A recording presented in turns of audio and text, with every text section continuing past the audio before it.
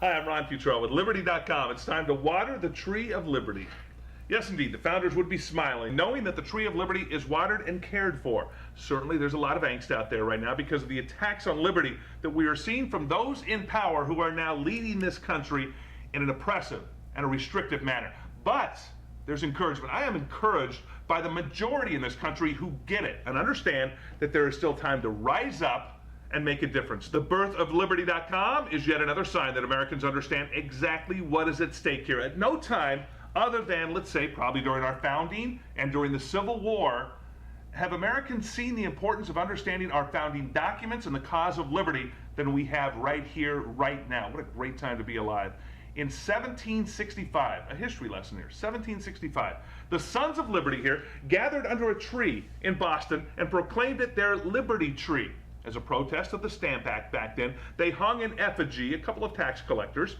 They also committed to meet together under that Liberty Tree often to discuss the matters critical to the people looking for freedom from an oppressive dictator. Liberty trees then sprung up all over the country. The birth of freedom was spreading and liberty was alive and well in this young country to be. Try as they might, British power tried to defeat the cause, did they not? British soldiers understood the value of those liberty trees and they worked hard to ridicule the symbolism here. British soldiers tarred and feathered a patriot, Thomas Ditson, near one of the liberty trees, and they mocked him and made him march in front of that tree. During the siege of Boston in 1775, loyalists cut down a liberty tree and used it as firewood, knowing what it represented to the colonialists. Sort of sounds like the Tea Party today, doesn't it? What some people on the left are doing to mock the Tea Party? Yes, there are some similarities. Liberty.com carries the same spirit of those early patriots who sacrificed all. While a few offshoots of the original Liberty Tree have been planted around the nation back then, the Liberty Tree lives in the hearts and minds of those who understand that this gift of freedom given by God must be watered early and often. It was Thomas Jefferson, the great quote. You know it. The tree of liberty must be refreshed from time to time with the blood of patriots and tyrants. We see that tree being watered today. Do we not out there? Check it out. Yes, we do.